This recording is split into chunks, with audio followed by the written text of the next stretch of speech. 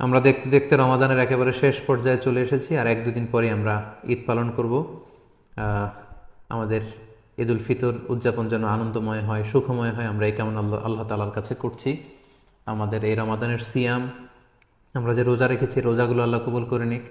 আমাদের কিয়ামুল্লাইলগুলো আল্লাহ তালা কবুল করে নিক। আমাদের রাত্রি জাগরণ এবাদতগুলো আল্লাহ কবুল করুক। আমাদের তেলাওয়াতগুলোকে আল্লাহ কবুল করুক। আমাদের সাদাকাতুল ফিতির এবং অনলাইন বেসিসে আমরা যত দিনই কাজগুলো করেছি একমাত্র শুধুমাত্র আল্লাহর সন্তুষ্টি অর্জনের জন্য, আল্লাহ তালা এগুলোকে কবুল আর মঞ্জুর করে নিক।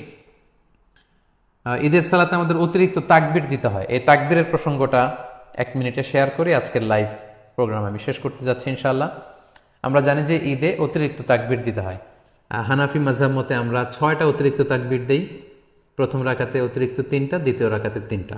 শাফি মাযহাবে অতিরিক্ত 12টি তাকবির দেওয়া হয়। প্রথম রাকাতে 7টি, দ্বিতীয় রাকাতে 5টি। হাম্বালি আর মালিকি মাযহাবে 11টি অতিরিক্ত তাকবির দেওয়া হয়। প্রথম রাকাতে 6টি, দ্বিতীয় রাকাতে 5টি।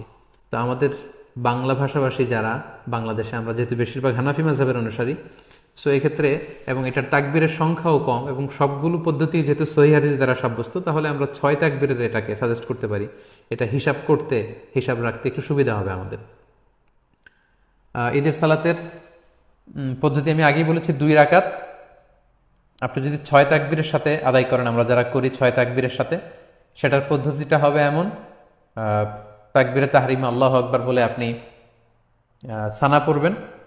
সানা পড়ে কেরাত পড়ার আগে আপনি অতিরিক্ত 3টা তাকবীর দিবেন, আল্লাহু আকবার, আল্লাহু আকবার, আল্লাহু আকবার। 3টা তাকবীর দেওয়ার পরে আপনি সূরা ফাতিহা পড়বেন, অন্য একটি সূরা পড়বেন, তারপর রুকু করবেন, সেজদা করে দ্বিতীয় রাকাতের জন্য দাঁড়িয়ে আপনি কেরাত পড়ে ফেলবেন আগে, অর্থাৎ সূরা ফাতিহা এবং অন্য একটি সূরা পড়ে ফেলবেন। রুকুতে যাওয়ার আগে আপনি অতিরিক্ত 3টি তাকবীর দিবেন, আল্লাহু আকবার, আল্লাহু আকবার, আল্লাহু আকবার, এবং চতুর্থ তাকবীর দিয়ে আপনি রুকুতে যাবেন। এভাবে 6টি অতিরিক্ত তাকবীর দেওয়ার মধ্য দিয়ে কিন্তু আমরা খুব সহজেই এর সালাত আদায় করতে পারবো।